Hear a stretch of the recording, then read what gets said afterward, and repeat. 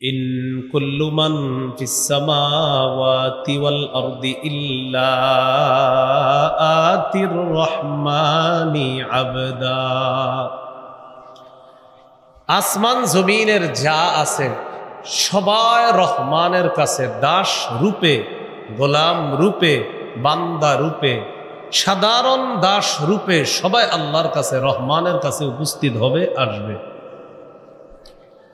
এটা সাধারণ দাসত্ব। 2 নাম্বার আল উবুদিয়াতুল খাসা, বিশেষ দাসত্ব। বিশেষ দাসত্বের মধ্যে সবাই অন্তর্ভুক্ত না, শুধু আল্লাহর বিশেষ বান্দারাই অন্তর্ভুক্ত। সূরা ফুরকানের 63 নম্বর আয়াতে আল্লাহ বলেন, ওয়া ইবাদুর রহমানিল্লাযীনা ইয়ামশুনা আলাল আরদি হাওনা ওয়া ইযা খাতাবাহুমুল জাহিলুনা ক্বালু সালামা। রহমানের প্রকৃত বান্দা তারা যারা বিনয়ী হয়ে চলে, যারা নত হয়ে চলে, যারা ভদ্রভাবে চলে, তারাই রহমানের প্রকৃত বান্দা।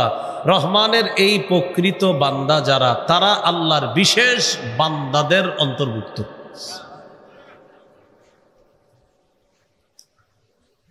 وَإِذَا خَاطَبَهُمُ الْجَاهِلُونَ قَالُوا سَلَامًا। মূর্খ মানুষরা যখন এই ভদ্র মানুষগুলোর সাথে কোনো ঝগড়া বিবাদ করতে চায়, তখন তারা বলে সালাম, আপনার প্রতি শান্তি, আসসালামু আলাইকুম বলে তারা কেটে পড়ে। তাহলে বলেন তো, রহমানের বিশেষ বান্দা সবাই না বিশেষ শ্রেণী? রহমানের বিশেষ বান্দা কি সবাই হবে না বিশেষ শ্রেণী? আল্লাহ আমাকে, আপনাকে, আমাদের সকলকে আল্লাহর ওই বিশেষ শ্রেণীওয়ালা বিশেষ বান্দাদের অন্তর্ভুক্ত হওয়ার তৌফিক দান করুন। এজন্য কি করতে হবে? বিশেষভাবে আল্লাহর গোলামি করতে হবে।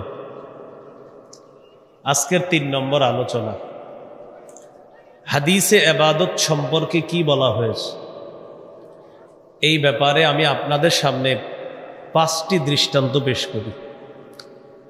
দৃষ্টান্ত নাম্বার 1, আবু দাউদের বর্ণনা 1479 নম্বর হাদিস।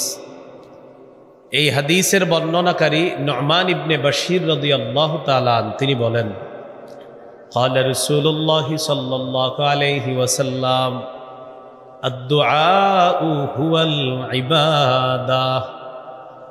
রাসূলুল্লাহ সাল্লাল্লাহু আলাইহি সাল্লাম বলেন, দোয়া করাটাই আলাদা একটা ইবাদত। সুবহানাল্লাহ, দোয়া করাটাই কি আলাদা একটা ইবাদত। চলেন একটু দোয়া করি, বলেন আল্লাহ আল্লাহ আল্লাহ, আমাকে মাফ করে দেন, আপনি ছাড়া মাফ করার কেউ নাই। বলেন সবাই আমার সাথে, আমাদের প্রতি এই মুহূর্তে আল্লাহ তাআলা খুশি হয়ে গেছে। কি হয়ে গেছে? ওই যে আমরা বলছি আল্লাহ মাফ করেন, আপনি ছাড়া মাফ করার কেউ নাই। কোন বান্দা এটা বলা মাত্র আল্লাহ তার প্রতি খুশি হয়ে যাবে। তাহলে এই ব্যাপারে একটা হাদিস শুনে আবার মূল আলোচনা আসি। হ্যাঁ, তিরমিজির বর্ণনা 3446 নম্বর হাদিস। এই হাদিসের বর্ণনাকারী সাহাবীর নাম আলী রাদিয়াল্লাহু তাআলা আনহু। আর আলী রাদিয়াল্লাহু তাআলা আনহু থেকে হাদিসটা যিনি বর্ণনা করেছেন তার নামও আলী। তাহলে উস্তাদের নামও আলী, ছাত্রের নামও আলী, তাবিঈ আলী, সাহাবীও আলী রাদিয়াল্লাহু তাআলা আনহু। ছাত্র আলী রহমতুল্লাহ আলাইহি বলেন, আমি আমার উস্তাদ আলী রাদিয়াল্লাহু তাআলা আনহুর কাছে গেলাম। আচ্ছা, প্যান্ডেলের ভিতর যারা আছেন সবাই আলোচনা বুঝতেছেন তো? আচ্ছা, মানে বাহিরে বোঝা যায়, আমি তো ওই মাদ্রাসা থেকে আসছি, ওখানে সুন্দর বোঝা যাইতেছে, তো এইখানেটা আপনাদের থেকে জন্য জেনে নিলাম। এখানে বুঝতেছেন তো সবাই? আচ্ছা,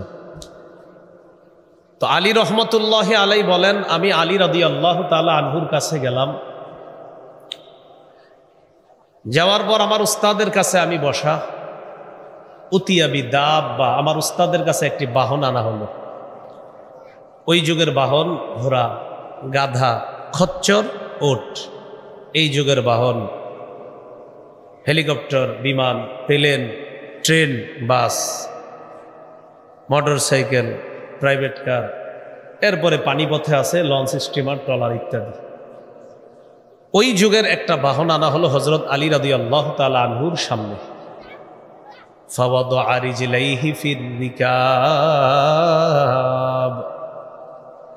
আলী রাদিয়াল্লাহু তাআলা আন তার দুই পা বাহনের পা দানিতে রাখলেন, যেখানে পা দিয়ে বাহনের উপর উঠতে হবে।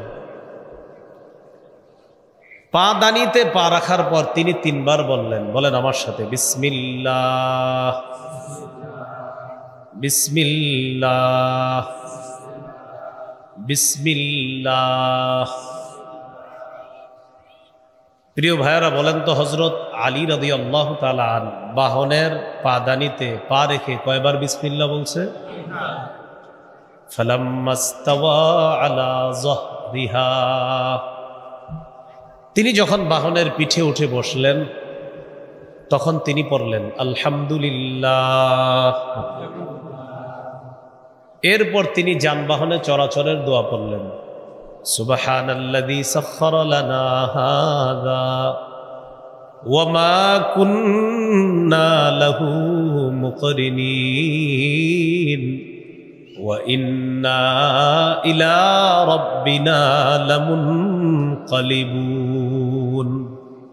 পারেন তো সবাই? হ্যাঁ, সবাই না, সবাই পারেন না তো মনে হয়। এটা শিখে নিবেন, এই দোয়াটা শিখে নিবেন। তাহলে পা দানিতে পা রেখে কয়বার বিসমিল্লাহ পড়লেন, পিঠে বসে কয়বার আলহামদুলিল্লাহ, এরপর দোয়া পড়লেন। দোয়া পড়ার পর তিনি তিনবার পড়লেন, পড়েন আলহামদুলিল্লাহ, আলহামদুলিল্লাহ, আলহামদুলিল্লাহ। এরপর তিনবার পড়লেন আল্লাহু আকবার, আল্লাহু আকবার, আল্লাহু আকবার। এরপর তিনি পড়লেন, পড়েন আমার সাথে, সুবহানাকা ইন্নী ক্বাদ যালামতু নাফসি ফাগফিরলি ফাইন্নাহু লা ইয়াগফিরুয যুনুবা ইল্লা আনতা। এটা পড়লেন। তাহলে বলেন তো পাদানিতে পা রেখে কি পড়লেন? কয়বার? আমরা বাসের দরজায় পা রেখে তিনবার পড়ব, কি পড়েন তো? বিসমিল্লাহ, বিসমিল্লাহ। বাহনের পিঠে বসে তিনি কয়বার বললেন আলহামদুলিল্লাহ? আমরা বাসের সিটে বসে পড়ব আলহামদুলিল্লাহ। এরপর তিনি যানবাহনে চলাচলের দোয়া পড়লেন, আমরা এরপর পড়ব সুবহানাল্লাযী সাখখারা লানা হাযা ওয়া মা কুন্না লাহু মুকরিনিন ওয়া ইন্না ইলা রাব্বিনা লামুনকালিবুন। এটা বাসে আমরা সিটে বসে পড়লাম, পড়ার পর পড়ব আলহামদুলিল্লাহ, আলহামদুলিল্লাহ, আলহামদুলিল্লাহ। এরপর পড়ব আল্লাহু আকবার, আল্লাহু আকবার, আল্লাহু আকবার। এরপর পড়ব সুবহানাকা ইন্নী ক্বাদ যালামতু নাফসি ফাগফিরলি ফাইন্নাহু লা ইয়াগফিরুয যুনুবা ইল্লা আনতা। দোয়াটা যতদিন না শিখতে পারবো ততদিন বাংলায় বলবো, বলেন আমার সাথে, হে আল্লাহ, আমি আপনার পবিত্রতা বর্ণনা করছি। আমি নিজের উপর জুলুম করেছি, আমাকে আপনি মাফ করে দেন। আপনি ছাড়া মাফ করার কেউ নাই। এই দোয়াটি পড়ার পর বলেন, বলেন সবাই, এই দোয়াটি পড়ার পর একটা হাসি দিব। একটা হাসি দেন। হ্যাঁ, আসলে তো একটা হাসি দেন। মাশাআল্লাহ। এই তো সাহাবী হযরত আলীর থেকে এই হাদিস বর্ণনা করতেছে, যিনি, তার নাম কি? আলী রহমতুল্লাহি আলাইহি বললেন, মিম্মা দাহিকতা ইয়া আমিরুল মুমিনিন। আমিরুল মুমিনিন দোয়া দুরূদ সব পড়লেন, পড়ার পর আপনি কেন হাসি দিলেন ব্যাপারটা বুঝি নাই। হযরত আলী হাসি দিস। আলী রাদিয়াল্লাহু তাআলা আন জবাব দিলেন, সনাতু রাআইতু রাসূলুল্লাহি সাল্লাল্লাহু আলাইহি ওয়াসাল্লাম সনাআ কামা সনাতু। আল্লাহ নবীকে আমি দেখেছি, আমি যা যা করেছি তা তা নবীকে করতে দেখেছি।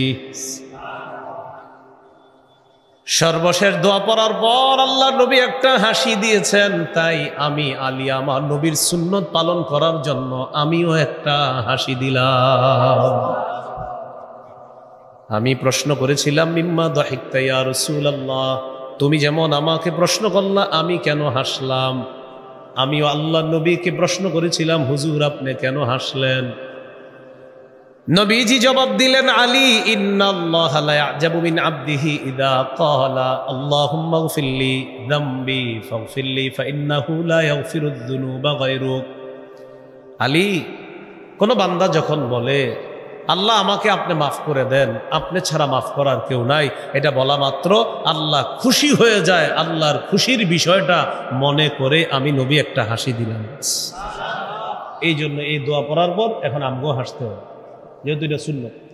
পাশের সিটের ওই লোক আপনারা জিজ্ঞাসা করবে, ভাই আপনি হাসলেন কেন? বলবেন নবীজি হেসেছেন তাই আমি হেসেছি। বলবেন নবীজি কেন হাসছে? বলবেন আমি শেষে একটা দোয়া পড়ছি, আল্লাহ নিজের উপর জুলুম করেছি, আপনি ছাড়া মাফ করার কেউ নাই, মাফ করে দেন। এই দোয়াটা কোনো বান্দা পড়লে আল্লাহ তার প্রতি খুশি হয়।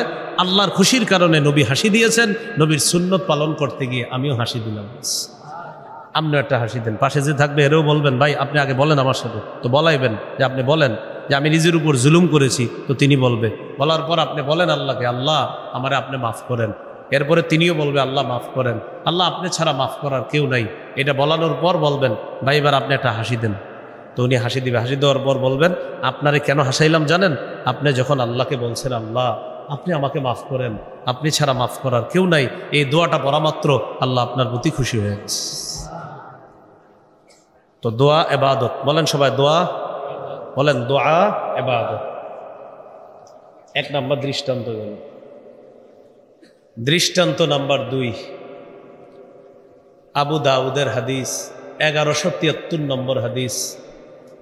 হাদিসের বর্ণনাকারী আয়েশা সিদ্দিকা রাদিয়াল্লাহু তাআলা আনহা তিনি বলেন, শাকান নাসু ইলা রাসূলিল্লাহি সাল্লাল্লাহু আলাইহি ওয়াসাল্লাম কুহুতাল মাতার। মানুষ আল্লাহ নবীর কাছে অভিযোগ জানায়, ইয়া রাসূলুল্লাহ বৃষ্টি হয় না, অনাবৃষ্টিতে ভুগতেছি, আপনি আল্লাহর কাছে দোয়া করেন। ফাআমারা বিমিম্বারিন ফাউদিয়া লাহু ফিল মুসাল্লা।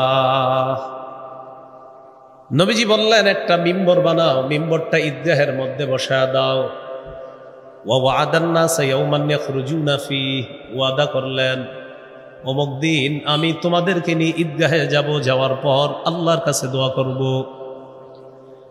فخرج رسول الله صلى الله عليه وسلم حين بدا حاجب الشمس। সূর্য উঠছে, আলোটা মোটামুটি ছড়িয়েছে। ওই সময় সাহাবায়ে কেরামকে নিয়ে রাসূলুল্লাহ সাল্লাল্লাহু আলাইহি ওয়াসাল্লাম ঈদগাহে গেলেন। ফাকআদা আলাল মিম্বার, তিনি মিম্বরে বসলেন। ফাকাব্বারা সাল্লাল্লাহু আলাইহি ওয়াসাল্লাম, মিম্বরে বসে তিনি পড়লেন, পড়েন আল্লাহু আকবার। দিল থেকে জোরে, দিল থেকে আল্লাহু আকবার। এরপর নবীজি পড়লেন আলহামদুলিল্লাহ। এরপর রাসূল সাল্লাল্লাহু আলাইহি সাল্লাম সাহাবীদেরকে বললেন, শাকাউতুম জাদবা দিয়ারিকুম ওয়াস্তিখারাল মাতারি আন ইবানি জামানিহি আনকুম وقد أمركم الله أن تدعوه ووعدكم أن يستجيب لكم। তোমাদের সমস্যা হলো বৃষ্টি হয় না, আল্লাহ তাআলার হুকুম হলো সমস্যাটা আল্লাহর কাছে পেশ করো। আল্লাহর ওয়াদা হলো তোমাদের সমস্যার সমাধান আল্লাহ করে দিবেন। 3 কথা শিখেন, বলেন সমস্যা আমাদের, বলেন আবার সমস্যা পেশ করার হুকুম আল্লাহর, সমস্যা সমাধানের ওয়াদা আল্লাহর। সুবহানাল্লাহ। আপনার মেয়েটার বিয়ে হচ্ছে না, সমস্যা, হুকুম আমি আল্লাহর কাছে বলো, ওয়াদা তোমার মেয়ের বিয়ের ব্যবস্থা করে দেব। আপনার দোকানে বরকত হচ্ছে না, সমস্যা, হুকুম আল্লাহর কাছে বলেন, ওয়াদা আল্লাহ আপনার সমস্যার সমাধান করে দিবেন। কি মনে থাকবেনি? বলেন সমস্যা কার? সমস্যা কার? সমস্যা কার? সমস্যা পেশ করার হুকুম কার? সমস্যার সমাধান করার ওয়াদা কার? আল্লাহ। নবীজি বললেন তোমাদের সমস্যা বৃষ্টি হয় না, আল্লাহ হুকুম করেছেন আল্লাহর কাছে দোয়া করো, আল্লাহর ওয়াদা তিনি তোমাদের দোয়া কবুল করবেন। তো এটাই নবী বললেন, ওয়াকাদ আমারাকুমুল্লাহু আন তাদউহু ওয়া ওয়া'আদাকুম আন ইস্তাজিবা লাকুম। আল্লাহ তাআলা হুকুম করেছেন দোয়া করো, আল্লাহর ওয়াদা তিনি তোমাদের দোয়া কবুল করবেন। এরপর আল্লাহ নবী বললেন, আলহামদুলিল্লাহি রাব্বিল আলামিন আর রহমানির রহিম মালিকি ইয়াউমিদ্দিন। আলহামদুলিল্লাহি রাব্বিল আলামিন, সমস্ত প্রশংসা আল্লাহর, যিনি বিশ্ব জগতের মালিক রব। আর রহমানির রহিম, যিনি রহমান যিনি রহিম, পরম করুণাময় অসীম দয়ালু। মালিক ইয়াউমিদ্দিন, যিনি বিচার দিবসের মালিক। এই তিনটা আয়াত পড়ার পর নবীজি বললেন, লা ইলাহা ইল্লাল্লাহু ইয়াফআলু মা ইউরিদ। আল্লাহ ছাড়া কোনো ইলাহ নাই, তিনি যা চান তা করেন। আল্লাহুম্মা আনতাল্লাহ। এরপর নবী বললেন, আল্লাহ আপনি আল্লাহ, লা ইলাহা ইল্লা আনতা, আল্লাহ আপনি ছাড়া কোনো ইলাহ নাই। আনতাল গনিয়্যু ওয়া নাহনুল ফুকারা, আল্লাহ আপনি ধনী আমরা দরিদ্র। বলেন না, আল্লাহ আপনি ধনী আমরা দরিদ্র, আপনি ধনী আমরা দরিদ্র, আপনি দাতা আমরা মুখাপেক্ষী। কি সুন্দর দোয়া। আল্লাহুম্মা জাআল আলাইনাল গায়সা, অথবা আল্লাহুম্মা আনজিল আলাইনাল গায়সা। মাবুদ আমাদের বৃষ্টি দরকার, মেহেরবানি করে আমাদের উপর বৃষ্টি অবতীর্ণ করেন। ওয়াজআল মা আনজালতা লানা কুওয়াতান ওয়া বালাগান ইলা হিন। আল্লাহ আমাদেরকে যে বৃষ্টিটা আপনি দিবেন, এই বৃষ্টি আমাদের জন্য শক্তির কারণ বানায় দেন। আর এই বৃষ্টি এমন একটা বৃষ্টি দেন যে বৃষ্টি দিয়ে আমাদের কাজ হবে, আমাদের উপকার হবে, আমাদের কল্যাণ হবে, এমন বৃষ্টি আমাদেরকে আপনি দিয়ে দেন। তো এই কথা বলার পর রাসূলুল্লাহ সাল্লাল্লাহু আলাইহি সাল্লাম ফারাফা ইয়াদাইহি, হাত উঠাইছে। ফালাম ইয়াজাল ফির রাফই, উপরে হাত উঠাইছে। আম্মাজান বলেন উঠাইতে উঠাইতে এমন হয়েছে, হাত্তা বাদা বায়াদু ইবতাইহি, গায়ে চাদর ছিল রসুল সাল্লাল্লাহু আলাইহি সাল্লামের, এই চাদর মোবারকটা শরীর থেকে সরে গিয়েছে। সরে যাওয়ার পর নবীজির এই দুই পাশের শুভ্রতা দেখা গিয়েছে, শুভ্রতা দেখা গেছে। তো রাসূলুল্লাহ সাল্লাল্লাহু আলাইহি ওয়াসাল্লাম হাওয়ালা আলান নাসি যহরা, মানুষের দিকে থেকে পিঠটা তিনি মানুষের দিকে পিঠ দিলেন। দেওয়ার পর কাল্লাবা রিদাআহু, চাদরটা উল্টায় আবার গায়ে দিলেন। সুম্মা আকবালা আলান নাস, আবার মানুষের দিকে ফিরলেন। ফেরার পর নাজালা, মিম্বর থেকে নামলেন। মিম্বর থেকে নামার পর সাল্লা রাকাতাইন, 2 রাকাত নামাজ পড়লেন। আম্মাজান বলেন নবীজি নামাজ পড়লেন। আনশা আল্লাহু সাহাবা, আল্লাহ আকাশ মেঘাচ্ছন্ন করে দিলেন। আকাশের গর্জন শুরু হয়ে গেছে, আকাশের বিদ্যুৎ চমকানো শুরু হয়ে গেছে। ওয়া আমতারাত বিইজনিল্লাহ, আল্লাহর হুকুমে বৃষ্টি পড়া শুরু হয়ে যায়। ফালাম ইয়াতি রাসূলুল্লাহি সাল্লাল্লাহু আলাইহি ওয়াসাল্লাম আল মাসজিদ হাত্তা সালাতিস সুয়ুল, মাঠ থেকে নবী মসজিদে আসতে পারে নাই এর আগে বৃষ্টিতে রাস্তাগুলা, অলিগুলিগুলা পানিতে প্লাবিত হয়ে যায়।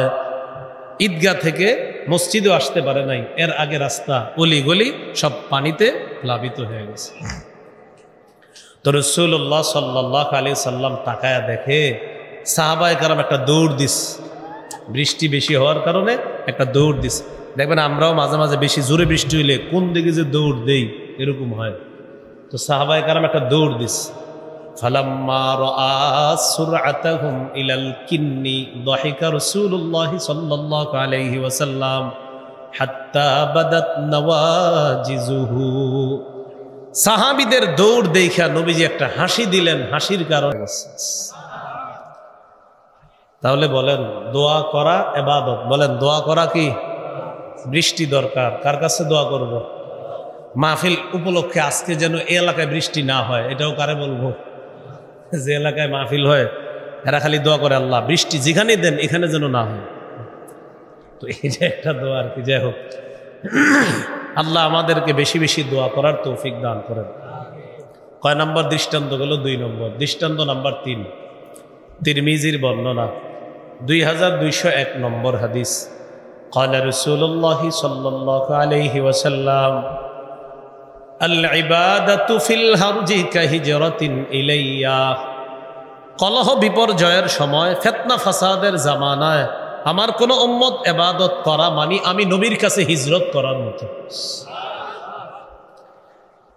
সাহাবীদেরকে আল্লাহ নবী বললেন ওই জামানায় আমার উম্মত একজন ইবাদত করবে, আল্লাহ তাআলা তাকে 50 জনের সওয়াব দান করবে। সাহাবীরা বললেন হুজুর কোন 50 জন? এটা কি আমাদের 50 জন নাকি ওই জামানার 50 জন? মানে আমরা এই জামানায় আছি, মানে এই জামানার 50 জন নাকি সাহাবীদের 50 জন?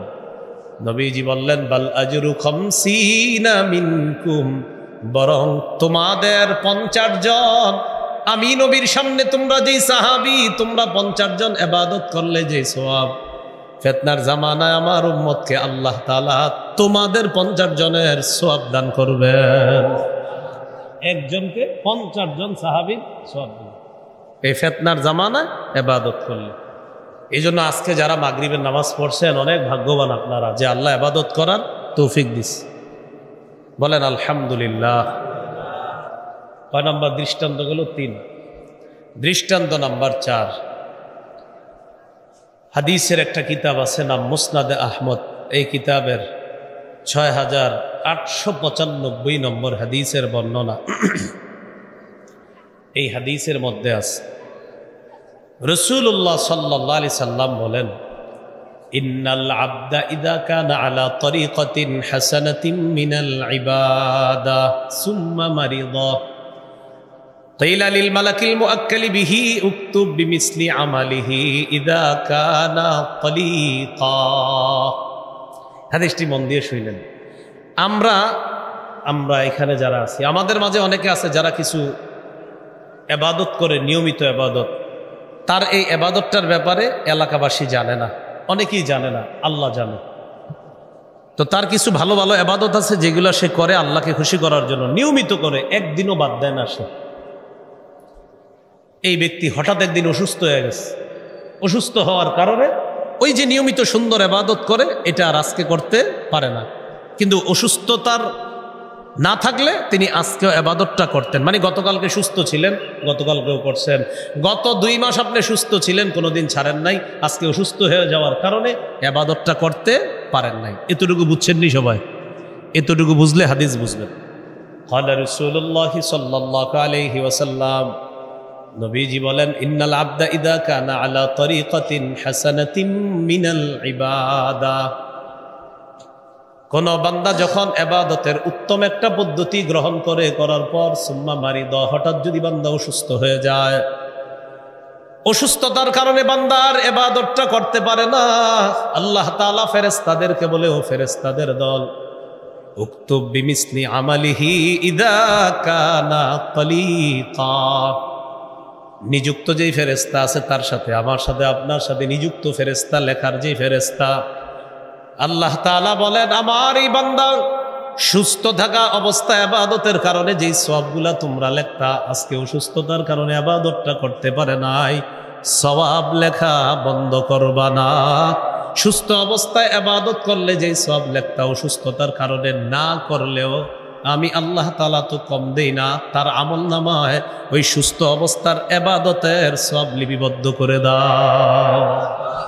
দেখছেন, আপনি গতকালকে ইবাদত করছেন, সুস্থ ছিলেন, আজকে অসুস্থ হয়ে গেছেন, বাস আজকেও সওয়াব পেয়ে যাবেন।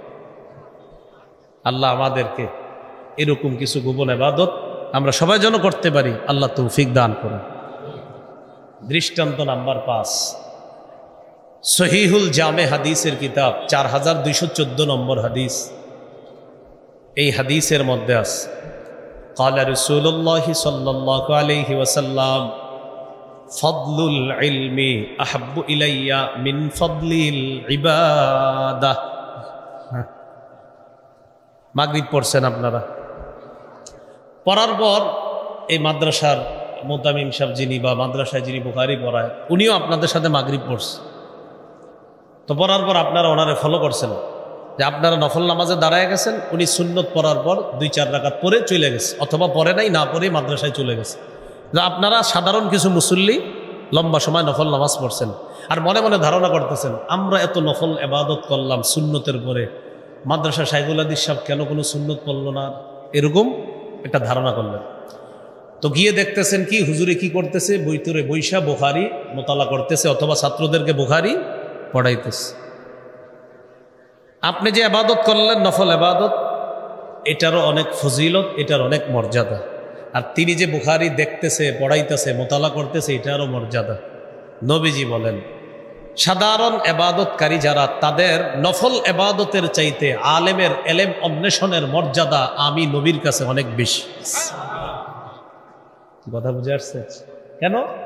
একজন আলেম এলেম অন্বেষণ করে তার বিশুদ্ধ এলেমের মাধ্যমে একটা জাতিকে সে রক্ষা করবে।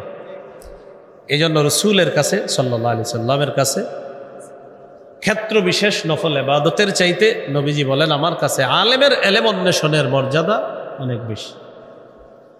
তো যাই হোক, আমি আসলে মূল উদ্দেশ্য ছিল ইবাদতের যে ব্যবহারটা হাদিসে আছে এটা বোঝানো। এই ব্যাপারে অনেকগুলো দৃষ্টান্ত দিলাম। আল্লাহ আমাদের সকলকে ছোট বড় যে কোনো ভালো ইবাদত যেন আমরা গুরুত্ব সহকারে করতে পারি, আল্লাহ তৌফিক দান করেন। এইগুলো আজকের আলোচনার 3 নম্বর আলোচনা। আজকের আলোচনা 4 নম্বর আলোচনা। বলেন, বললে মনে থাকবে, বলেন উপকারিতা লাভ করার দিক দিয়ে ইবাদত 2 প্রকার। 1, নিজে ইবাদত করে উপকার লাভ করা। 2, অন্যের সাহায্যে ইবাদত করে উপকার লাভ করা। তাহলে উপকারিতা লাভ করার দিক থেকে ইবাদত কয় প্রকার? একটা নিজে ইবাদত করব সওয়াব পাবো, আর একটা অন্যের সাহায্যে ইবাদত সওয়াব। নিজে ইবাদত করে সওয়াব দলিল, এরকম একটা দৃষ্টান্ত তিরমিজির বর্ণনা 2910 নম্বর হাদিস 2910। قال رسول الله صلى الله عليه وسلم من قرأ حرفا من كتاب الله فله به حسنة والحسنة بعشر أمثالها لا أقول ألف لام ميم حرف ولكن ألف حرف ولام حرف وميم حرف। কেউ যদি কোরআনের একটা অক্ষর তেলাওয়াত করে, উচ্চারণ করে, 10টা নেকি। নবীজি বলেন আলিফ লাম মিম, এই পুরাটা একটা অক্ষর এমনটা আমি বলছি না। আলিফ একটা অক্ষর, লাম একটা অক্ষর, মিম একটা অক্ষর। আলিফ লাম মিম এই 3টা অক্ষর যদি কেউ উচ্চারণ করে, তার আমল নামায় আল্লাহ তাআলা 30টা নেকি লিপিবদ্ধ করে দেয়।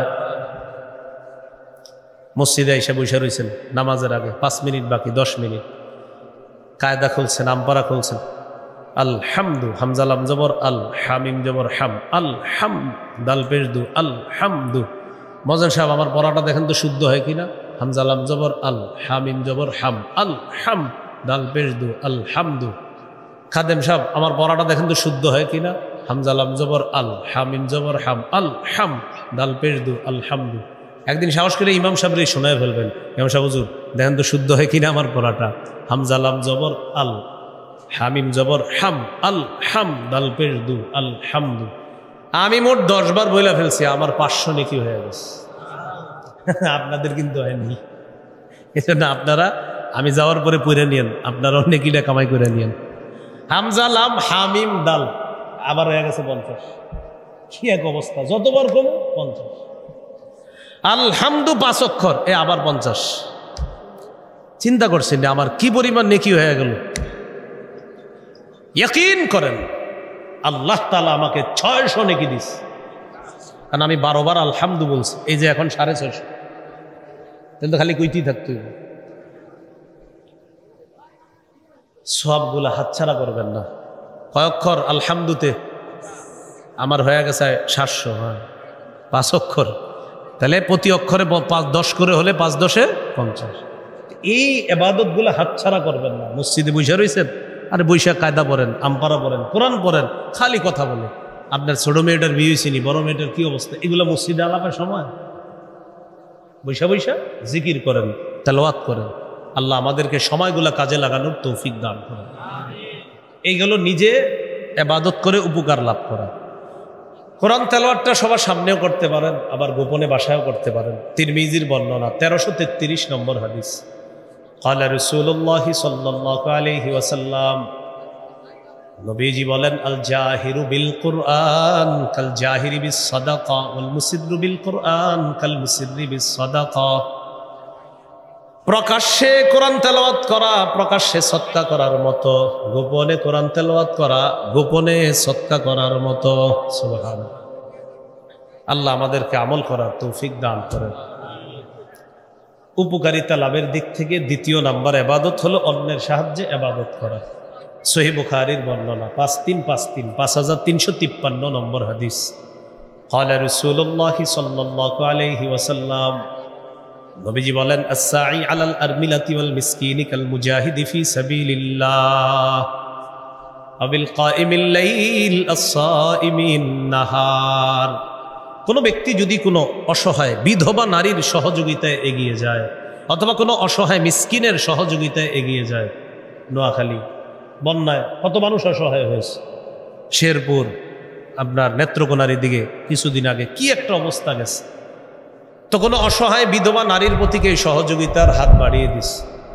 মুজাহিদ জিহাদ করলে যে সওয়াব, তাহাজ্জুদ গুজার সারা রাত তাহাজ্জুদ পড়লে যে সওয়াব, নফল সিয়াম পালনকারী সারাদিন রোজা রাখলে যে সওয়াব, আল্লাহ তাআলা তাকে সেই সওয়াব দান। এটা অন্যের সাহায্য। অসহায়কে সাহায্য করা মানে আমি আপনাকে দিলাম, সওয়াব আমি পাইলাম, আপনি আরেকজনকে দিলেন, সওয়াব পাইলেন। তাহলে এই ইবাদতটা অন্যের সহযোগিতায়, আপনি তাকে দিলেন, আল্লাহ আপনাকে সওয়াব দান। যেমন হাদিসের মধ্যে আছে, ক্বালা রাসূলুল্লাহ সাল্লাল্লাহু আলাইহি ওয়াসাল্লাম, মান আহাব্বা আইয়ুবসাতা লাহু ফি রিজকিহি ওয়া ইউনসা লাহু ফি ইসরিহি। কেউ যদি চায় তার রিজিকে বরকত হোক আর তার হায়াতে বরকত হোক, ফালইয়াসিল রাহিমা, সেজন্য রক্তের সম্পর্ক রক্ষা করে। আত্মীয় স্বজনের যারা পাওনা আছে তার কাছে হক পায়, তাদের হকগুলা যেন সে দিয়ে দেয়। জাকাত ফরজ হয়েছে আপনার উপর, আপনার ভাইটা জাকাত খাওয়ার যোগ্য, ভাইকে না বলে তাকে জাকাত দিয়ে দিতে পারেন আপনি এটা। অথবা আপনার আত্মীয় স্বজনের মাঝে এমন কেউ আছে যারা জাকাত খাওয়ার যোগ্য, আপনি তাদেরকে হাদিয়া বইলা জাকাতটা দিয়ে দিলেন। যদিও মনে মনে আপনার নিয়ত হলো জাকাত, তাকে হাদিয়া বলে আপনি এটা দিয়ে দিলেন। এই যে তাকে দিলেন, সব এক তো জাকাতের হয়ে গেল, আর একটা রক্তের সম্পর্ক রক্ষার সব। আর আপনার হায়াতে বরকত হলো, রিজিকেও বরকত হলো। তাহলে এটা অন্যের সাহায্যে ইবাদত, মনে থাকবেন ইনশাল্লাহ। তাহলে উপকার লাভ করি আমরা, ইবাদত যে করি, ইবাদত কয় প্রকার? একটা নিজে উপকার লাভ করি, আর একটা অন্যের সাহায্য। সর্বশেষ আলোচনা বলেন আমার সাথে, মাধ্যম হিসাবে ইবাদত 5 প্রকার। অর্থাৎ আমরা 5 মাধ্যমে ইবাদত করি। 1 অন্তর দিয়ে, 2 মুখ দিয়ে, 3 শরীর দিয়ে, 4 টাকা পয়সা দিয়ে, 5 শরীর এবং টাকা পয়সা দিয়ে। বলেন তো আমরা কয় মাধ্যমে ইবাদত করি? 1 নম্বর, এই দেখেন সহজে মনে রাখবেন, এই যে অন্তর দিয়ে, মুখ দিয়ে, শরীর দিয়ে, পকেট দিয়ে। টাকা অন্তর দিয়ে, মুখ দিয়ে, শরীর দিয়ে, আর পকেটটা মনে রাখবেন, বা পকেট এখানে থাকবে কারো থাকলে মনে রাখবেন। অন্তর দিয়ে, মুখ দিয়ে, শরীর দিয়ে, পকেটটা মনে রাখবেন, অর্থ সম্পদ দিয়ে। আর 5 নাম্বার হলো শরীর এবং অর্থ সম্পদ দিয়ে। বাস, সবগুলো আপনার সাথেই আছে। 1 নাম্বার, অন্তর দিয়ে আমরা ইবাদত করি। অন্তর দিয়ে যে ইবাদত করি এটাকে বলা হয় আত্মিক ইবাদত, অর্থাৎ আত্মার সাথে সম্পর্ক। এটা কি বলা হয়? আত্মিক ইবাদত। সুন্দর ফিকির করা, চিন্তা করা, এটা অন্তরের ইবাদত। সুবহানাল্লাহ। সূরা আলী ইমরানের 191 নম্বর আয়াতে আল্লাহ বলেন, ইন্না ফি খালকিস সামাওয়াতি ওয়াল আরদি ওয়াখতিলাফিল লাইলি ওয়ান নাহারি লাআয়াতিল লিউলিল আলবাব الذين يذكرون الله قياما وقعودا وعلى جنوبهم ويتفكرون في خلق السماوات والأرض। আসমান জমিন সৃষ্টির মাঝে, রাত দিনের পরিবর্তনের মাঝে জ্ঞানীদের জন্য নিদর্শন রয়েছে। জ্ঞানী কারা? আল্লাযীনা ইয়াযকুরুনাল্লাহা কিয়ামা, যারা দাঁড়িয়ে আল্লাহকে স্মরণ করে, ওয়া কুউদা, যারা বসে বসে আল্লাহকে স্মরণ করে, ওয়া আলা জুনুবিহিম, যারা শুয়ে শুয়ে আল্লাহকে স্মরণ করে, ওয়া ইয়াতাফাক্কারুনা ফি খালকিস সামাওয়াতি ওয়াল আরদ, আসমান জমিনের সৃষ্টি নিয়ে যারা চিন্তা ভাবনা করে, আসমানের দিকে তাকায়, তাকানোর পর চিন্তা করে খুঁটি ছাড়া এই আসমান এইভাবে কে এইভাবে স্থাপন করলো, চিন্তা করে খুঁটি ছাড়া আসমান আমাদের উপর ছাদের মাধ্যমে ছাদের মতো কে এইভাবে রেখে দিল, চিন্তা করে।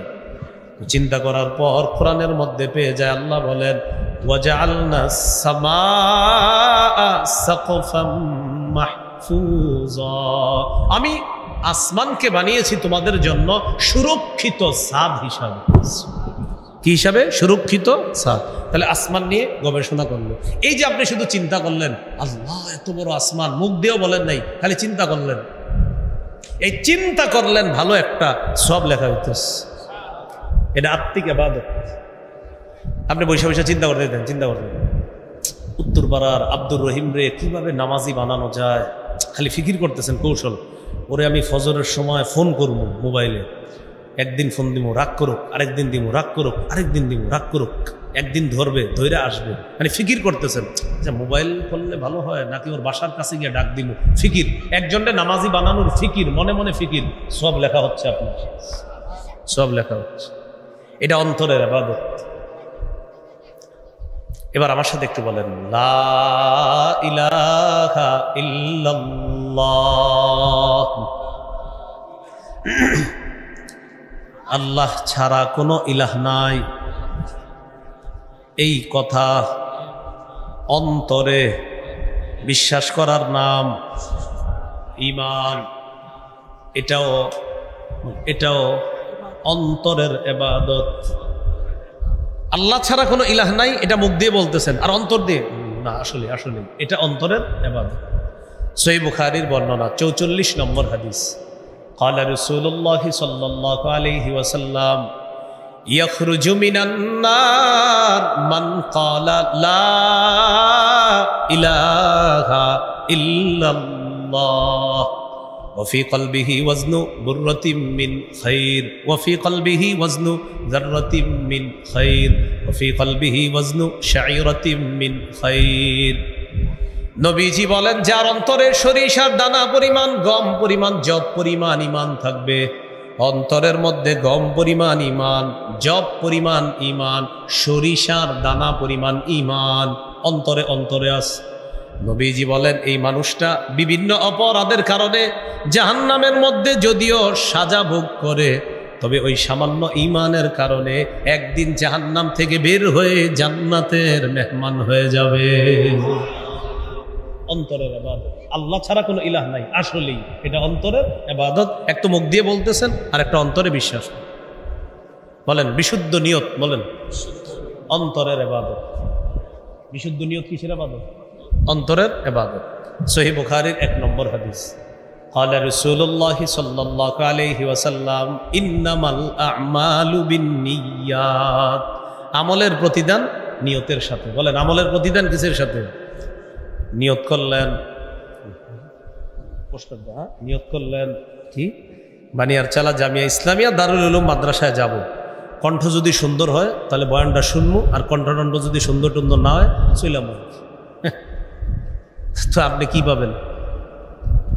নিয়ত করে আসলেন, কণ্ঠটণ্ড সুন্দর হইলে প্রথমে বসমো, এই আব্দুর রহমান চল মাহফিলে যাই। তো কণ্ঠ যদি সুন্দর টুন্দর হয় বমু দুইজনে, আর যদি না হয় আমি তোর এইভাবে টোকা দেবো, ব্যাস চলে যাবো। এই নিয়ত করে যদি কেউ আইসা থাকেন, নিয়তটা তাড়াতাড়ি পাল্টায় ফেলেন, তাড়াতাড়ি পাল্টায় ফেলেন, কিচ্ছু হবে না। আব্দুল্লাহ ইবনুল মুবারক রাহমাতুল্লাহি আলাইহি বলেন, রুব্বা আমালিন সগীরিন, ছোট ছোট আমল, ছোট ছোট আমল, ভালো আমল, ছোট ছোট ভালো আমল, তুআজ্জিমুহুন নিয়্যা, নিয়ত বিশুদ্ধ হওয়ার কারণে এটা বড় হয়ে যায়। রুব্বা আমালিন কাবীরিন তুসাগগিরুহুন নিয়্যা, বড় বড় অনেক আমল শুধু নিয়ত অশুদ্ধ হওয়ার কারণে একদম ছোট হয়ে যায়। আল্লাহ আমাদেরকে হেফাজত করেন। সবাই এই জায়গায় সুর শুনতে আসবো নাকি কোরআন? সুর না নূর? সুর না নূর? বলেন কোরআন সুন্নাহ? নূর। কোরআন সুন্নাহ, নূর। তাহলে মূল উদ্দেশ্য কি হবে? সুর না নূর? নূর। আল্লাহ আমাদেরকে বিশুদ্ধ নিয়তের সাথে এখানে বসে শেষ পর্যন্ত আলোচনা শুনে যেন আমরা যেতে পারি, আল্লাহ তৌফিক দান করেন। এই হলো বিশুদ্ধ নিয়ত, অন্তরের ইবাদত। ইখলাস, এটাও অন্তরের ইবাদত, আত্মিক ইবাদত। নাসাইর বর্ণনা 3140 নম্বর হাদিস। রাসূলুল্লাহ সাল্লাল্লাহু আলাইহি সাল্লামকে প্রশ্ন করা হলো, আরাআইতা রাজুলান গাজা ফি সাবিলিল্লাহি ইয়ালতামিসুল আজরা ওয়াজ যিকরা ফামা লাহু ইয়া রাসূলুল্লাহ। ইয়া রাসূলুল্লাহ, এক ব্যক্তি আল্লাহর রাস্তায় লড়াই করেছে, তার উদ্দেশ্য হলো দুইটা। এক নাম্বার আল্লাহর কাছ থেকে সওয়াব কামাই করা, দুই নাম্বার মানুষ তাকে বলবে বড় মুজাহিদ, তাকে বলবে বড় বাহাদুর। এই দুই নিয়তে সে লড়াই করছে। এক নাম্বার নিয়ত হলো আল্লাহর কাছ থেকে সওয়াব কামাই করা, দুই নাম্বার মানুষ যেন তাকে বাহবা দেয়, এই নিয়ত করা। এক নাম্বার নিয়ত হলো আল্লাহর জন্য আমি ওয়াজ করতেছি, আল্লাহ যেন আমাকে প্রতিদান দেয়। দ্বিতীয় নিয়ত হলো আমার নামটা যেন পুরা দুনিয়ার মধ্যে ছড়ায়া যায়। এটা হলো দ্বিতীয় উদ্দেশ্য। হুজুর, এই ব্যক্তি কি পাবে? আল্লাহ নবী বললেন, লা শাইআ লাহু, সে কিছুই পাবে না। বলেন, সে কিছুই, আরো জোরে, সে কিছুই পাবে না। আদাহা সালাসা মাররাত, তিনবার প্রশ্নটা আবার করলেন। নবীজি বললেন, লা শাইআ লাহু, লা শাইআ লাহু, লা শাইআ লা, সে কিছুই পাবে না, সে কিছুই পাবে না, সে কিছুই পাবে না। সব আলোচকদের জন্য আপনারা দোয়া করেন, সবাই যেন আল্লাহরে খুশি করার জন্য ওয়াজ করে। কারণ যদি আলোচকের এই নিয়ত থাকে যে আমারে যেন বাংলাদেশের সবাই চিনে, পৃথিবীর সবাই চিনে, যদি আসলে এই নিয়ত থাকে তাহলে তো কিছুই হলো না। আরেকটা হলো আল্লাহ যদি প্রসিদ্ধ করে দেয়, সেটা এক বিষয়। আরেকটা হলো নিয়ত আমার না, না আমারে চিনুক জানুক, তাহলে কিছুই পাবে না। আল্লাহ হেফাজত করেন। এইগুলো ইখলাস। নবীজি শেষে বলে, ইন্নাল্লাহা লা ইয়াকবালু মিনাল আমালি ইল্লা মা কানা লাহু খালিসা। আল্লাহ তাআলা কোনো আমল ততক্ষণ কবুল করেন না যতক্ষণ এটা ইখলাসের সাথে না হবে। যেন আজকে দুইটা বাংলা শিখেন, এই দুইটা বাংলা ছোট্ট শব্দ সারা জীবন মুখস্থ রাখবেন আর আমার জন্য দোয়া করবেন। দুইটা বাংলা বলেন আমার সাথে, খাঁটি বিশুদ্ধ। ব্যাস, এই দুইটা তিনবার বলেন, খাঁটি বিশুদ্ধ। বলেন আবার, আবার, এবার আমার সাথে বলেন, ইখলাসের সাথে আমল করলে এই আমলকে খাঁটি আমল বলে। বিশুদ্ধ ভাবে আমল করলে, নবীর তরিকা অনুযায়ী আমল করলে সেই আমলকে বিশুদ্ধ আমল বলে। ইখলাসের সাথে আমল করলে খাঁটি আমল, নবীর তরিকা অনুযায়ী আমল করলে বিশুদ্ধ আমল। কোনো আমল যদি খাঁটি এবং বিশুদ্ধ হয়, সেই আমল সাথে সাথে আল্লাহ কবুল করে নেয়। বলেন খাঁটি বিশুদ্ধ, বলেন খাঁটি বিশুদ্ধ, খাঁটি বিশুদ্ধ। তাহলে আজকে এশার নামাজ পড়বো একটু পরে ইনশাল্লাহ, কাকে খুশি করার জন্য? তাহলে হবে এশার নামাজটা খাঁটি। আবার বলেন, এশা পড়বো কাকে খুশি করার জন্য? তাহলে এশার নামাজটা কি হবে? কার তরিকা অনুযায়ী পড়বো? তাহলে এশার নামাজটা কি হবে? বিশুদ্ধ। তাহলে খাঁটি বিশুদ্ধ, খাঁটি বিশুদ্ধ। পুরা হজের সফরে আমি এই দুই শব্দ নিয়ে পড়াশোনা করছি, পুরা হজের সফরে, খাঁটি আর বিশুদ্ধ। এই দুই শব্দ নিয়ে 29 দিন হারামের লাইব্রেরিতে পড়াশোনা করছি, শুধু দুইটা শব্দ, খাঁটি বিশুদ্ধ। তো বুঝাইতে চাইলাম এই দুইটা শব্দ খুব মনে রাখা। আমি যা করব জীবনে এটা যেন খাঁটি হয়। মনরে বলবেন, তুই কি আল্লাহর জন্য করছস? জি জি জি, তাহলে খাঁটি। এবার বলবেন, তরিকা অনুযায়ী করছো নবীর? না, তাহলে বিশুদ্ধ হলো না। আপনি আল্লাহকে খুশি করার জন্য কিছু কাজ করছেন, কারে খুশি করার জন্য? আল্লাহকে তো করছেন, করার পর খাঁটি হলো। এশার নামাজ আপনি আবেগে 5 রাকাত পড়ে ফেললেন, তাহলে বিশুদ্ধ হলো না। কি হলো না? খাঁটিও হতে হবে, বিশুদ্ধ হতে হবে। আল্লাহ কথাগুলো মনে রাখার তৌফিক দান করেন। এইগুলো আত্মিক আবাদত। কয় মাধ্যমে আবাদত করি ভুলে গেছে? কয় মাধ্যমে? 1 নাম্বার কি দিয়ে? এটাকে বলা হয় কি? আত্মিক আবাদত। এবার আসেন, অন্তরের বিশুদ্ধ নিয়তের সাথে যদি শহীদ হওয়ার নিয়ত করেন, আসেনি এই জায়গায় কারণ শহীদ হওয়ার নিয়ত আছে? সহিহ মুসলিমের বর্ণনা 1909 নম্বর হাদিস। قال رسول الله صلى الله عليه وسلم من سأل الله الشهادة بصدق, কোন ব্যক্তি যদি অন্তর থেকে শহীদ হওয়ার নিয়ত করে, আল্লাহ আমি আসলেই শহীদ হব, এই নিয়ত করছে, বাল্লাগাহুল্লাহু মানাজিলাশ শুহাদা ওয়া ইন মাতা আলা ফিরাশিহি, ওই ব্যক্তি যদি তার বিছানায় মারা যায়, আল্লাহ তাআলা তাকে শহীদদের মর্যাদায় পৌঁছায় দিবেন। নিয়ত ওই কলবে কি আছে এটা আল্লাহ জানে। সহিহ বুখারীর বর্ণনা 7601 নম্বর হাদিস, 501 নম্বর, 7501 নম্বর হাদিস।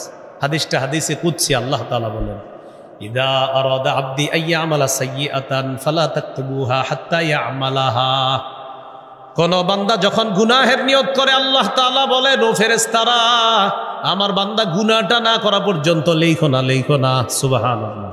কোন বান্দা যখন গুনাহের নিয়ত করে, আল্লাহ বলে, আমার বান্দা গুনাহটা না করা পর্যন্ত গুনাহ লিখবা না। আমার আল্লাহ কত মহান, একবার চিন্তা করেন।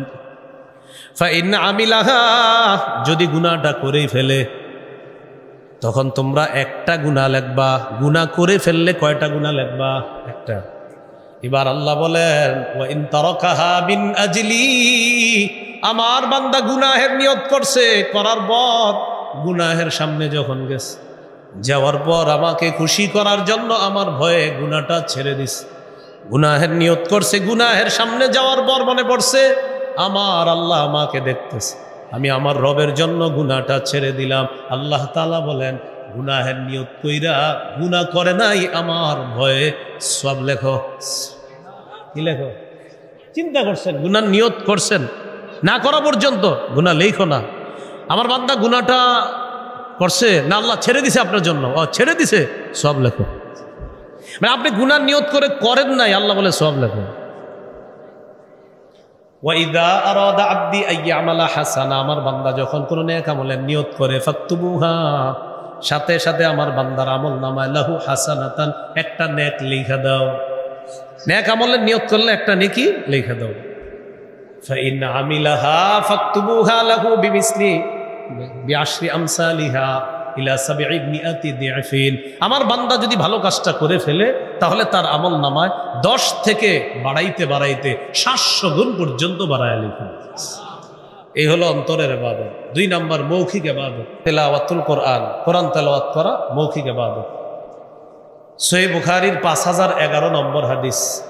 এক সাহাবী রাতের বেলা সূরা কাহফ তেলাওয়াত করতেছে। কানা রাজুলুন ইয়াকরাউ সূরাতাল কাহফ, সূরা কাহফ পড়তেছে। তাগাশশাতহু সাহাবা, আকাশের মেঘ নিচের দিকে আসতেছে। তিনি যেখানে তেলাওয়াত করতেছে, মেঘ এইদিকে আসতেছে, মেঘের মতো একটা। ফাজআলাত তাদনু তাদনু, শুধু নিচের দিকে আসে, নিচের দিকে আসে।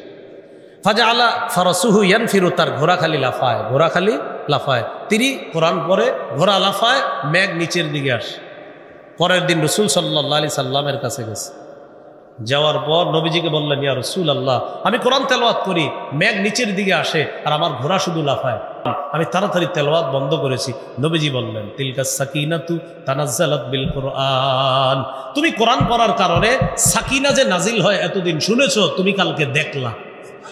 এটা সাকিনা, আল্লাহর পক্ষ থেকে প্রশান্তি। তোমার কোরআন, ওই প্রশান্তিটা দুনিয়াতে আল্লাহ সরাসরি তোমাকে দেখায় দিস। তাহলে কোরআন তেলাওয়াতে কি হয়? প্রশান্তি নাজিল হয়। বলেন কি নাজিল হয়? সাকিনা। তো আমি আপনাদেরকে বলবো, এটা পরামর্শ হিসাবে আর কি, আবদার রাখবো, মাঝে মাঝে একটু রাতের বেলা একা একা কোরআন পড়েন, একা একা রাতে, মানে কাউরে না দেখা।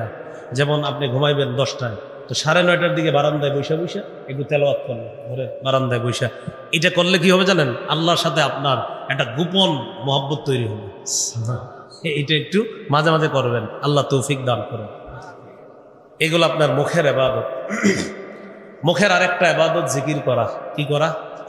বলেন লা ইলাহা ইল্লাল্লাহ। বলেন। বন্ধুদের মজলিসে বসছেন, বসার পর বন্ধুরা খালি গীবত করে, গীবত শুনতেও পারতেছেন না, আবার এখান থেকে যাইতেও পারেন না। যদি চলে যান বন্ধুরা বলবে দেমাগ দেখায়। যদি বৈশা থাকেন তাহলে গীবত শুনতে হয়। তখন কি করবেন? এভাবে হা করে থাকবেন। হা করে থাকার আমার মতো এভাবে হা করেন, হা করেন। এবার হা করে লা ইলাহা ইল্লাল্লাহ পড়েন। 2 আঙ্গুল দিয়ে চেক করেন ঠোঁট লাগে কিনা। পড়েন লা ইলাহা ইল্লাল্লাহ, ঠোঁট লাগে? এবার তাকান, হা করে কি করবেন দেখেন।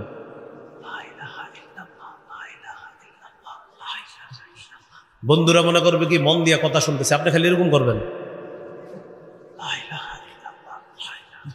সুবহানাল্লাহ বললে ঠোঁট লাগবে, আলহামদুলিল্লাহ বললে ঠোঁট লাগবে, বুঝে ফেলবে যে ও কি জানি বলতেছে। লা ইলাহা ইল্লাল্লাহ বললে ঠোঁট লাগবে না, বন্ধুরা মনে করবে কথা শুনতেছে। তিরমিজির বর্ণনা, আল্লাহ রাসূল বলেন ইল্লা ফুতিহাত লাহু আবওয়াবুস সামা হাত্তা তুফজিয়া ইলাল আরশ। আসমানের সবগুলা দরজা খুলে দেওয়া হয়েছে আপনার লা ইলাহা ইল্লাল্লাহ যেন আরশ পর্যন্ত পৌঁছে যায়। এরা মনে করে আপনি গল্প শুনতেছেন, কিন্তু আপনি তো আরশে আপনার লা ইলাহা ইল্লাল্লাহ পাঠাইতেছেন। বুদ্ধিটা মনে থাকবে নি? এজন্য আমি সাধারণত এরকম ইয়াতে পড়ি না, কখনো যদি পড়া যাই তো এছাড়া তো উপায় নেই। এখানে বসবেন কিভাবে আপনি? সাধারণত আমি কোথাও বসিও না আপনার, আমি বসি না আমার নিজের সেলফ ডিফেন্স, নিজের জন্য। আমি বসলে আমার দ্বারা গীবত হবে, এই জন্য দেখবেন মাহফিল, ক্লাস, বাসা, এছাড়া সাধারণত আমি একান্ত কোনো পরিচিত ছাড়া কোথাও আমি বসি না। বসলে আমার দ্বারাই গীবত হবে, এই জন্য আমি টেনশনে থাকি, এই জন্য আমি বসি না। মজলিস এড়াইয়া চলি, কোথাও খানাও খাই না, বাসা থেকে নিয়ে আসি যেন কারো সামনে বসে কথা বলতে না হয়। এটা আবার কেউ মাইন্ডে নিবেন না। আল্লাহ আমাদেরকে বুঝার তৌফিক দান করেন। তাহলে বলছিলাম মুখের ইবাদত জিকির করা, মুখের ইবাদত তেলাওয়াত করা, মুখের ইবাদত দোয়া করা। এটা তো আলোচনা হয়েছে। মুখের ইবাদত কি করা? দোয়া করা। আল্লাহ তৌফিক দান করেন। 3 নম্বর ইবাদত শারীরিক ইবাদত, নামাজ পড়া। কি পড়া? নামাজ পড়া। নামাজ নিয়ে আলাদা আলোচনা করতে হবে, এটা অন্য কোথাও কোনোদিন আসলে করে দিব ইনশাআল্লাহ। শারীরিক ইবাদত সূরা হজের 77-78 নম্বর আয়াতে আল্লাহ বলেন ইরকাউ ওয়াসজুদু ওয়া'বুদু রাব্বাকুম ওয়াফআলুল খায়র লাআল্লাকুম তুফলিহুন। সিজদা করো, রুকু করো, সিজদা করো, কল্যাণ করো, ভালো কাজ করো, এবং তোমরা বেশি বেশি ইবাদত করো, রবের ইবাদত করো। তাহলে রুকু করো, সিজদা করো, রবের ইবাদত করো, ভালো কাজ করো, যাতে তোমরা সফলকাম হও। তো নামাজ সম্পর্কে এটা হলো শারীরিক ইবাদত। এই ইবাদতটা আমরা গুরুত্ব দিয়ে করব, বলেন ইনশাআল্লাহ। সামনে শীতকাল, শীতকালে একটু নফল নামাজ বাড়ায়া দিবেন, বিশেষ করে তাহাজ্জুদ নামাজ, এটা একটু আপনারা বাড়ানোর চেষ্টা করবেন। প্রচন্ড শীতের রাতে কোনো বান্দা যদি তাহাজ্জুদে দাঁড়ায়, আল্লাহ ওরে দেখে হাসে, ওরে দেখে আল্লাহ হাসে। সহিহুত তারগিব কিতাবের নাম 630 নম্বর হাদিস। নবীজি বলেন রাজুলুন কামা ফি লাইলাতিন বারিদাতিন, এক ব্যক্তি রাতের বেলা, প্রচন্ড শীতের রাত, এই রাতের বেলা কি করছে? রাজুলুন কামা ফি লাইলাতিন বারিদাতিন মিন ফিরাশিহি ওয়া লিহাফিহি ওয়া দিসারিহি, বিছানা ছাড়ছে, কম্বল ছাড়ছে, ল্যাপ ছাড়ছে, ছাড়ার পর ফাতাওয়াদ্দা, ওযু করছে, সুম্মা কামা ইলা সালাহ, নামাজে দাঁড়াইছে। আল্লাহ তাআলা তারে দেখে হাসতে থাকে।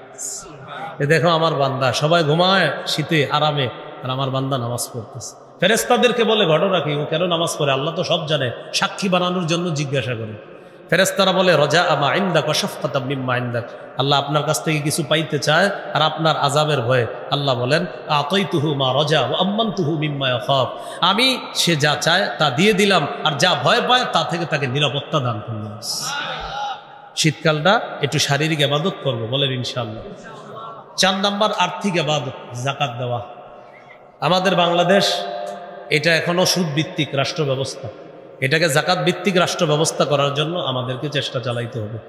সুদ ভিত্তিক রাষ্ট্র ব্যবস্থার শেষ পরিণতি ভিক্ষা করা, যাকাত ভিত্তিক রাষ্ট্র ব্যবস্থার শেষ পরিণতি ধনী হওয়া। সুদ ভিত্তিক রাষ্ট্র ব্যবস্থা বাংলাদেশ হওয়ার কারণে এখন আমরা সবাই প্রত্যেকে 1,07,000 টাকা করে ঋণ আছে। 1,07,000 টাকা প্রতিটা বাঙালি দিলে তাহলে বাংলাদেশের ঋণ সুদ হবে। তাহলে সুদ ভিত্তিক রাষ্ট্র ব্যবস্থার পরিণতি কি হইল? ভিক্ষা করাই হইল। ইবনে মাজার 2279 নম্বর হাদিস এটাই প্রমাণ করে। যাকাত ভিত্তিক রাষ্ট্র ব্যবস্থার শুভ পরিণতি হবে ধনী হয়ে যাওয়া, যার সবচেয়ে বড় দলিল হলো বর্তমান আফগানিস্তান। কোনটা বলেন তো? আফগানিস্তান। হ্যাঁ, এদেরকে সামনে রাখা। রাষ্ট্র ব্যবস্থা যেন শরিয়া আইন চালু হয়, এই জন্য আমাদের একজন ভালো শাসক আমাদের দরকার। ভালো শাসক, যোগ্য শাসক, যাকে আমরা আমাদের দেশের নেতৃত্বে বসাতে পারি। এমন একজন শাসক যিনি শরিয়া আইন চালু করবে, তার মাঝে মৌলিক গুণ থাকবে 4টা। কয়টা? সূরা হজের 41 নম্বর আয়াতে আছে। 1 নম্বর নামাজ কায়েম করবে, 2 নম্বর জাকাতের বিধান চালু করবে, 3 নম্বর নেক কাজের আদেশ করবে, 4 নম্বর অসৎ কাজের নিষেধ করবে। আমাদের রাষ্ট্র ব্যবস্থায় যদি আইন করা হয় যে ধনীরা সবাই জাকাত দিতে হবে, এই আইন যদি রাষ্ট্রীয়ভাবে করা হয়, 1 বছর যদি ধনীরা সঠিকভাবে জাকাত দেয়, পরের বছর সুদ বলবে জাকাত তুমি ভালো থেকো, আমি সুদ বিদায় নিচ্ছি। সঠিকভাবে 1 বছর যদি জাকাত দেয়, জাকাত ভিত্তিক রাষ্ট্র ব্যবস্থা। তো বলছিলাম 4 নম্বর আর্থিক ইবাদত, এটা হলো জাকাত, সদকা দেওয়া, আর্থিক ইবাদত। 5 নম্বর আর্থিক এবং শারীরিক ইবাদত, হজ করা। কি করা? হজ করা। হজ করতে টাকাও লাগে, শরীরও লাগে। আল্লাহ তাআলা আমাদের সকলকে যে কথাগুলা শুনলাম বললাম, ইবাদত সংক্রান্ত কথাগুলা গুরুত্ব সহকারে অনুধাবন করে আমাদের জীবনটা যেন আমরা ইবাদতের মাধ্যমে সাজাতে পারি, আল্লাহ তৌফিক দান করেন। ইবাদত সংক্রান্ত, বিশেষ করে নামাজ সংক্রান্ত আলোচনা, আমার একটা সংকলন আছে মিম্বরের আমানত, এটার 6 নম্বর খণ্ডে পাবেন। বিশেষ করে সালাত সম্পর্কে ইবাদতের যে আলোচনাটা, লম্বা আলোচনা সেখানে পাবেন। আপনারা অনলাইন থেকে সংগ্রহ করে নিতে পারেন। ওইখানে গাড়িতে ওরা নিয়ে এসেছে, হয়তো গাড়িতে যদি থাকে এখান থেকেও 1 থেকে 6 খণ্ড আপনারা সংগ্রহ করেন। মিম্বরের আমানত সবাই যদি পারেন সংগ্রহ করে নেন, বিবিরও হাদিয়া দিবেন, আপনারা নিজেরাও পড়বেন। ওলামা হজরত সহ সবার জন্য, এটা একদম সবার জন্য, সবাই পড়তে পারেন। সবগুলা খণ্ডই আলাদা আলাদা বিষয়ে সাজানো। প্রথম খণ্ড সন্তানের 64টা অধিকার, দ্বিতীয় খণ্ড শিরিক বেদাত কুফুর তাওহীদ, তৃতীয় খণ্ড হালাল হারাম, চতুর্থ খণ্ড স্বামীর 24টি অধিকার, স্ত্রীর 19টি অধিকার, পঞ্চম খণ্ড লা ইলাহা ইল্লাল্লাহ ব্যাখ্যা। আজকে যে লা ইলাহা ইল্লাল্লাহ বললাম, এটা আত্মিক ইবাদত আবার মৌখিক ইবাদত, এই সম্পর্কে আলোচনা 5 নম্বর খণ্ডে। 6 নম্বর খণ্ডে নামাজ সম্পর্কে আলোচনা। আল্লাহ আমাদের সকলকে যে কথাগুলো শুনলাম বললাম আমল করার তৌফিক দান করেন। আমিন ওয়া আখিরু দাওয়ানা আলহামদুলিল্লাহি রাব্বিল আলামিন। আসসালামু আলাইকুম ওয়া রাহমাতুল্লাহ।